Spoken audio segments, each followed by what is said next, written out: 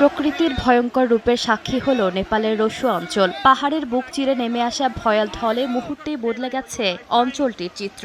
উন্মত্ত স্রোতে ভেসে গেছে শতাধিক ঘরবাড়ি, সেতু আর অসংখ্য যানবাহন। সময় যত গড়াচ্ছে ততই বাড়ছে প্রাণহানি ও নিখোঁজের তালিকা। প্রাথমিকভাবে ভূমিকম্পের পর পাহাড় ধস থেকে এই বিপর্যয়ের সূত্রপাত বলে ধারণা করা হয়েছিল। তবে মার্কিন ভূতাত্ত্বিক জরিপ সংস্থা ইউএসজিএস জানিয়েছে, ভূমিকম্প নয়, মূলত ভয়াবহ ভূমিধস থেকে এই দুর্যোগের শুরু। বরফ ও পাথরের বিশাল স্তূপ নদীর গতিপথে আছড়ে পড়ার পরই সৃষ্টি হয় আকস্মিক এই ঢল। মানুষের প্রাণহানির পাশাপাশি ব্যাপক সম্পদহানি হয়েছে। ত্রিশুলী বাজার পুরোপুরি ভেসে গেছে।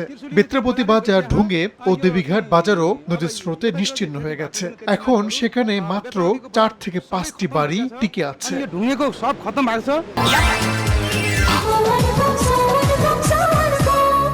সোয়ান গ্রুপের একটি পণ্য।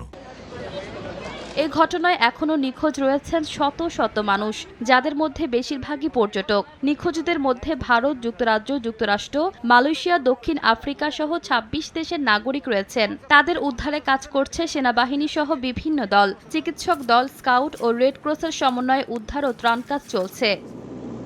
পানির স্রোতে ক্ষতিগ্রস্ত হয়েছে সড়ক ও গুরুত্বপূর্ণ অবকাঠামো। কাঠমান্ডুর সঙ্গে সংযোগকারী প্রধান সড়ক বন্ধ হয়ে যাওয়ায় ব্যাহত হয়েছে যোগাযোগ। পাশাপাশি বিদ্যুৎ সরবরাহ বিঘ্নিত হয়েছে। নেপাল ও তিব্বতের দুই পাশেই চলছে উদ্ধার অভিযান। তবে প্রবল বাতাসের কারণে হেলিকপ্টারে দুর্গত এলাকায় পৌঁছানোও কঠিন হয়ে পড়েছে।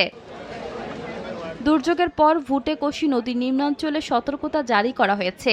নেপাল সরকার জানিয়েছে, বেশ কয়েকজন পুলিশ কর্মকর্তা সহ বহু সেনা সদস্য নিখোঁজ রয়েছেন। সব ধরনের সহায়তার ঘোষণা দিয়েছে প্রধানমন্ত্রী। কর্মকর্তাদের আশঙ্কা, এবারের ক্ষয়ক্ষতির মাত্রা গত বছরের ভয়াবহ বন্যাকেও ছাড়িয়ে যেতে পারে। নেপালের পাশাপাশি তিব্বতের অংশেও ব্যাপক ক্ষতি হয়েছে বলে জানিয়েছে স্থানীয় কর্তৃপক্ষ। ইশিতা আক্তার, সময় সংবাদ।